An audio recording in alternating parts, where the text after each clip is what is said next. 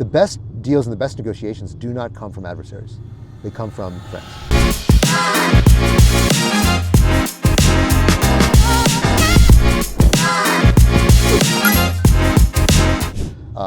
The best deals and the best negotiations do not come from adversaries.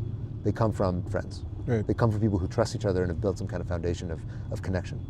And so there are times when, for example, you and I are fighting over a customer, or we both have the same business, or we're competing over market share. Yeah, there are situations where there really is a zero-sum contest between two parties, and it's just a question of you're haggling with some guy at a store you'll never see again, and okay, that's really just this moment, zero sum. You take more, I take less. That's it, and then we're done.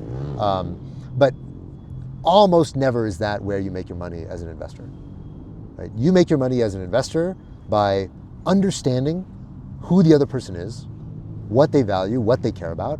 And the thing is, when you're at a poker table, you know what they want. They want money. They want to make more money. They want more chips. So you don't need to ever ask yourself, what does this person want? But when you're in a business dealing, you actually don't know what they want. And the first and foremost thing, and I was just in a negotiation over an M&A transaction, that this was precisely the mistake that the founders were making that I had to counsel them against, is the most important thing is to actually understand the person who's sitting across the table from you and to build trust with them. Because if they don't trust you, they're not going to actually tell you what they think. So the first and foremost thing is to build trust, understand what they think, and make sure they understand what you think. Make sure they understand what you value.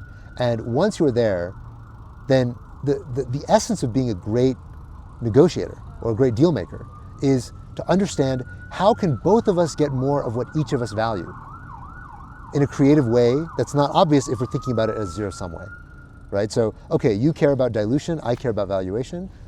Well, okay, well then we can do lower dilution, or lower valuation, less dilution. Or really what you care about is something else entirely. What you care about is something else I can promise you. It's easy for me to give, but it's hard for you to give this. Or maybe there's a structure we can come up with that gives me this what I want now, but gives you some of what you want later, and we can use this as leverage in the next round to get this. If you're not thinking this way, if you're just thinking, oh, well, it's me against you, and we're sitting heads up at a poker table, and I gotta stare into your eyes and like break you, then you're a terrible negotiator.